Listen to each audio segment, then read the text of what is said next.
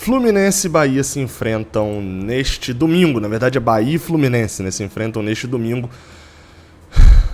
Valendo permanência na Série A para um, valendo a vida na Libertadores para o outro, até, enfim, pra gente até vale a vaga no G6 também. Jogo complicadíssimo na Arena Fonte Nova.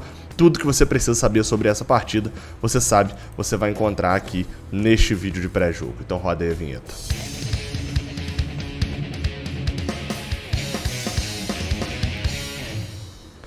Seja bem-vindo, você guerreira de todo o Brasil, de todo mundo. Aqui é o canal Raiz Tricolor. Eu sou o Gabriel Amaral, eu sou jornalista por formação e sou tricolor de coração. Deixa o seu like aqui embaixo, se inscreva aqui no canal. Isso tudo porque hoje tem gol do Fluminense contra o Bahia, espero eu. A gente vai falar já disso, mas hoje tem Bahia e Fluminense a partir das 4 horas da tarde, 4 horas, domingo. Por quê? Porque é jogo da Globo, né? Exatamente. Vai passar no Premiere pro Brasil inteiro, mas vai passar na Globo também, ok? Então vai passar na Globo e vai passar no Premiere. Na Globo para qual estado, Gabriel?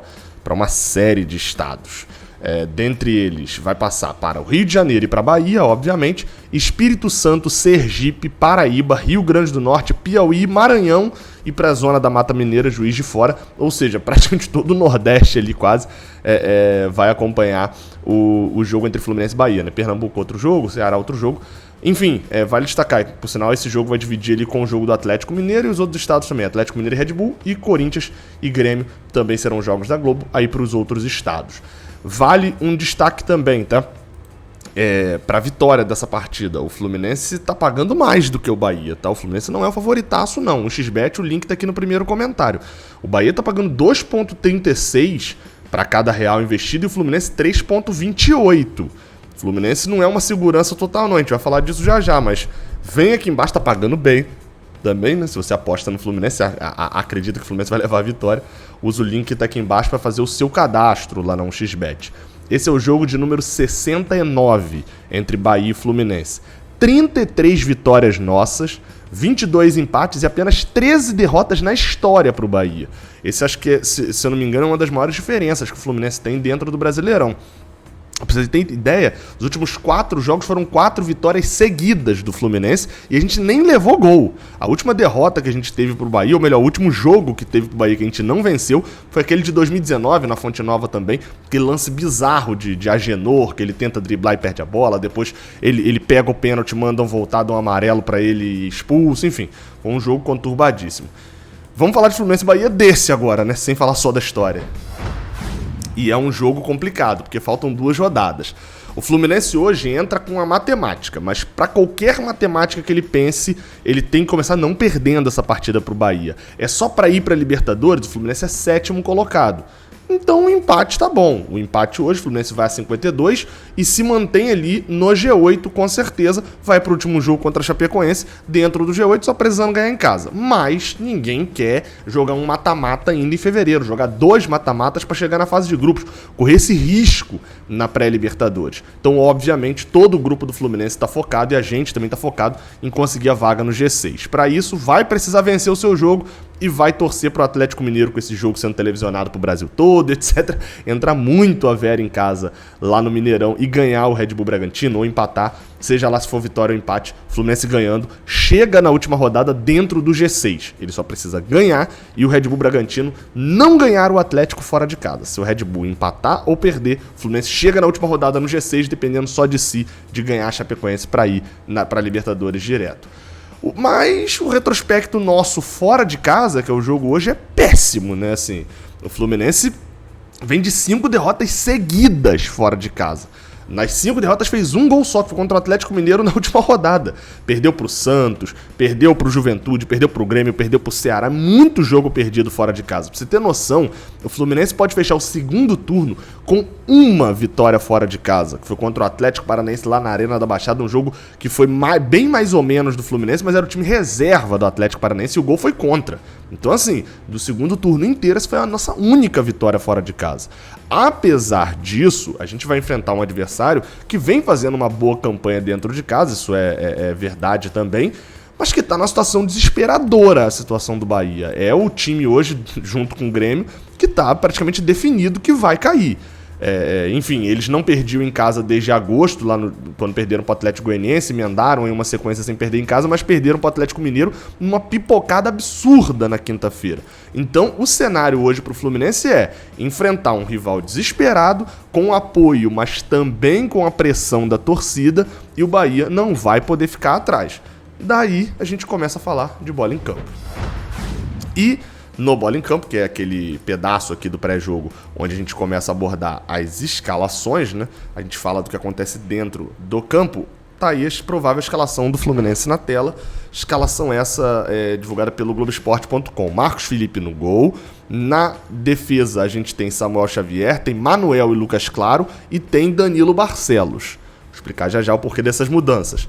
Wellington, André, Iago Felipe, Luiz Henrique, Caio Paulista e Fred. Vamos lá. Martinelli continua fora. Calegari tá fora também, tá com a virose. Nonato tá disponível para esse jogo. Mas assim, mesmo com o Martinelli e com Calegari fora, Calegari pensando como volante, algo me diz que hoje, mesmo se estivessem disponíveis, Marcão ia manter o Wellington, tá? E eu tô colocando essa formação aqui no meio de campo porque foi mais ou menos como a gente jogou contra o Atlético Mineiro. O André fazia o primeiro volante, mas quem saía com a bola era o Wellington, né? O Fluminense tinha 2 primeiros volantes ali. O Wellington saiu um pouco mais com a bola e o André um pouquinho só mais adiantado, mas não muito. Acredito que nesse jogo contra o Bahia talvez ele seja mais adiantado ainda. E bem, dentro do que a gente tem visto, eu não duvidaria de que com todo mundo disponível o Wellington seja titular com o Marcão não, tá? É óbvio, a gente não tem muito a reclamar das partidas que o Wellington fez recentemente. Óbvio que a gente reclama pelo histórico como um todo. Nas partidas recentemente o Wellington não comprometeu, isso é um fato. Mas me parece que, assim, deu certo 2, 3 vezes, mas não me parece que a longo prazo vai dar certo o Wellington nessa posição, né? Mas enfim, Marcão tá insistindo, o Wellington vai esticar pro ano que vem, só no gesto é torcer para dar certo. Algo que vem dando mais ou menos certo, mas poderia dar mais certo ainda se a gente tivesse um jogador que se movimentasse melhor. Não que o Nonato também seja essa sumidade toda, não. Jogou mal a última partida que atuou como titular. Mas eu confio um pouco mais nele para vários jogos do que para o Wellington. Na zaga, qual que é a diferença? Por que tá Manuel e Lucas Claro aqui? Nino tá machucado ainda e David Braz tá suspenso, 3º cartão amarelo. Por sinal, isso é um assunto também, 3º cartão amarelo. Muitos jogadores do Fluminense estão pendurados para essa partida. Isso é algo que me deixa preocupado. Porque não só do time titular, Danilo Barcelos, lá na lateral esquerda, que está jogando titular porque Marlon sentiu uma dor na coxa e pode ser que não jogue também contra a Chapecoense. Não só Danilo Barcelos está com 2 cartões amarelos e se tomar o 3º é um drama para o jogo contra a Chape a gente não ter lateral esquerdo. Mas Fred também está com 2 cartões amarelos. Manuel tá com 2 cartões amarelos, mas esse é um pouco menos problemático, porque David Braz volta, né, pro próximo jogo. Danilo Barcelos, como eu já citei. O próprio Marlon que tá fora. O Wellington e Iago Felipe estão com 2 cartões amarelos, também podem ficar de fora do jogo contra a Chape. Além de 3 jogadores que estão no banco. John Arias, Gabriel Teixeira e Matheus Martins. São 3 jogadores que, quer dizer, não tem confirmação de Gabriel Teixeira, mas 3 jogadores que não são titulares, além de Marcão.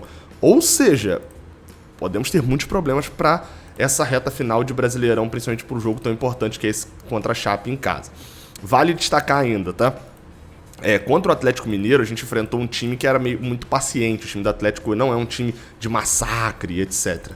A gente teve muita pressão ali no ataque no início do jogo, levando perigo com chutes de fora da área, né? Foi um chute de André, um chute de Fred, roubando a bola ainda no campo de ataque, e com cruzamentos. Fred pressionou ali no início do jogo, pressionou bastante ali no ataque, veio bastante buscar a bola no meio de campo, puxando a marcação para poder ter infiltração dos laterais, né, o avançar dos laterais e a infiltração dos pontas. Só que isso dura 20, 30 minutos no primeiro tempo e 10, 15 no segundo tempo. A partir ali do reta final do primeiro tempo e do meio para frente do segundo tempo, Fred cansa e após isso o Marcão precisa ter a sensibilidade de mexer um pouco mais rápido. Fred é líder do time, é um ótimo jogador, tem qualidade, mas Marcão precisa ter o timing para mexer, tá segurando às vezes demais o jogador em campo. Sobre defesa, a mudança de David Braz e de Nino, ela complica um pouco, são os 2 melhores zagueiros do Fluminense na temporada, mas Manuel e Lucas Claro não deram motivos pra gente ficar com medo, assim. Só que o Bahia tem Gilberto, vou falar já a escalação do Bahia, inclusive. É um centroavante forte e veloz, se a gente considerar, né, a média dos centroavantes. tem uma boa explosão. E o Lucas Claro vai ter que segurar Gilberto nessa explosão. Porque André, Wellington e Manuel não são esses jogadores que vão ganhar na velocidade, que vão ganhar, enfim, na explosão de um centroavante. O Bahia vai querer apostar nessa jogada muito por dentro com Gilberto, com certeza. Vamos falar rapidinho aqui também sobre... e a mudança de Marlon para Danilo Barcelos é uma mudança, assim, que Deus nos ajude, né? Porque Danilo Barcelos não vinha jogando bem, não à toa, perdeu a posição para Marlon, vinha sendo problemático. Marlon, apesar de ter tido um jogo ruim, né? Marlon teve uma atuação ruim, se eu não estou enganado, na partida contra o Juventude, né, que ele jogou e Calegari também jogou. Foi uma partida bem ruim de Marlon, mas tirando esses jogos, vinha fazendo boas atuações, vinha sendo titular seguidas vezes, e desde que assumiu a posição, não largou mais, né? Desde o jogo contra o Ceará. Ele entrou ali naquela partida e não largou mais, ainda chegou a atuar... Não, na verdade, perdão. Desde o jogo contra o Atlético Paranaense, que ele entrou, jogou, cansou ali até, mas desde aquela partida ele não perdeu mais. Ele jogou todos os jogos, só foi substituído em 2 oportunidades por cansaço. Danilo Barcelos vai voltar. Assim, a gente tem um drama aí na lateral esquerda, tem um problema e é um lugar que, se o Bahia forçar, pode achar espaço na defesa. Pelo menos de positivo, apesar de Marlon vir entregando isso também, a gente tem a questão da bola parada. Marlon deu assistência, inclusive, para o gol de Manuel no domingo contra o Atlético Mineiro, mas a bola parada de Danilo Barcelos, de cruzamento para a área, normalmente tende a ser um pouco melhor, inclusive até o escanteio. Vamos tentar explorar isso. Sobre o Bahia, o Bahia deve vir com Danilo Fernandes no gol, Nino Paraíba na lateral direita, Conte, ótimo zagueiro por sinal, e Luiz Otávio na zaga, Matheus Bahia na lateral esquerda. O meio de campo com Patrick de Luca, Rodriguinho e Edson. Não é aquele Edson que jogou no Fluminense, tá? Só pra deixar claro. E o ataque ali, enfim, fazendo meio ataque, né? Com Edson, Raí Nascimento, Juninho Capixaba e Gilberto. Juninho Capixaba, que o pessoal tá voltando nesse jogo pro Bahia. Pô, não viu o Danielzinho? Então, o Danielzinho tá fora dessa partida, não joga contra o Fluminense. O Bahia tá desesperado, assim, é difícil o Bahia escapar, veja a tabela lá, tá? É difícil o Bahia escapar fazendo 6 pontos nas 2 últimas rodadas, ainda mais pegando o Fluminense, que tá brigando por G6, e o Fortaleza na última rodada, que é a despedida com a torcida de um ano mágico, o maior ano da história do Fortaleza. Então, assim, já é difícil ele escapar ganhando esses 2 jogos. É quase que um delírio você dizer que o Bahia escapa com 4 pontos, por exemplo, empatando hoje com o Fluminense. E eu diria que é impossível. Matematicamente não é, mas é impossível o Bahia escapar perdendo hoje para o Fluminense e ganhando só do Fortaleza, fazendo 43, tendo que passar ali 2 derrotas do Juventude ou 2 derrotas do Cuiabá. Enfim, seria um milagre. E milagre é isso, é quando o impossível acontece. Seria um milagre o Bahia escapar ganhando apenas um jogo, Juventude ou Cuiabá perdendo os 2 jogos que tem. Dito isso, o Bahia vai vir para tentar ganhar o jogo. Qual estratégia ele vai precisar? Ele não vai vir também totalmente desesperado, é importante dizer isso. Por quê? Porque o Bahia não está precisando fazer 4 gols, está precisando ganhar o jogo. Eles podem utilizar a estratégia dele, 1-0 eles ganham e estão no jogo ainda totalmente no campeonato. Então, o Guto Ferreira deve utilizar a estratégia padrão sem um desespero muito grande, e o Fluminense não pode provocar em si um desespero, tal qual fez contra o Atlético Mineiro. Segurou, calma, joga e vamos torcer para a arbitragem não se meter como se meteu lá contra o Galo, né? Falando em arbitragem, a arbitragem dessa vez vai ser feita por um velho conhecido aí de todo mundo, né?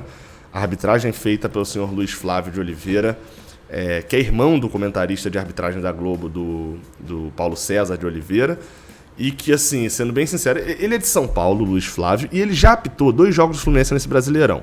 Nenhum dos 2 jogos teve interferência no resultado. A derrota por 4-2 contra o Internacional e a vitória contra o Flamengo por 1-0, ambas no primeiro turno. Não teve, não. E assim, se a gente for levar em conta também o histórico, são 28 jogos que ele apitou e a gente venceu 13 desses 28. Então, assim, não é um retrospecto ruim que a gente tem com ele, não. Só que ele é fraco. É nítido isso, é um árbitro fraco. E a gente tem visto muito mais problemas, na verdade, nessa temporada, com árbitros fracos do que com árbitros que são, pelo menos que a gente pode dizer que são mal intencionados, né? No árbitro de vídeo vai estar o Igor Júnior Benevenuto, que é árbitro FIFA também, etc. Mas tem um detalhe, assim, quase que irrelevante, mas não é.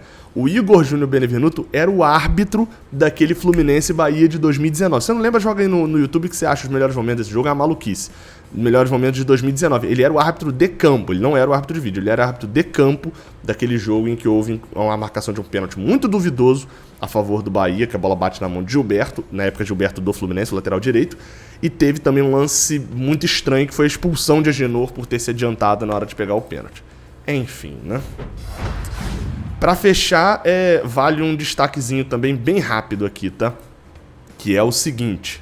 Essa imagem que tá aparecendo aqui do lado voltou à tona aí essa semana, de 2013, quando o Bahia poderia rebaixar o Fluminense dentro da Fonte Nova, naquele lance todo que aconteceu, enfim, voltou até uma montagem aqui feita com a matéria do GE. Bem, assim, muita gente guardou rancor, o Fluminense não pode rebaixar o Bahia já nesse domingo, né? Mesmo perdendo, ele dependeria do Cuiabá ou do Juventude pontuarem na segunda-feira. Bahia e Juventude pontuarem. Mas, enfim, seria um gosto ali de revanche para muitos tricolores. Sendo bem sincero, para mim, não me deixou rancor nenhum o Bahia querer rebaixar o Fluminense. Todo time quer rebaixar um time grande. E no final das contas não conseguiu, né? Porque vamos lembrar, o Fluminense ganha aquele jogo por 2-1, ganha do Bahia, o Bahia não consegue rebaixar. O Fluminense é rebaixado no domingo, mas se não tivesse ganhado do Bahia, mesmo com Flamengo e Portuguesa perdendo pontos, o Fluminense estaria rebaixado de fato.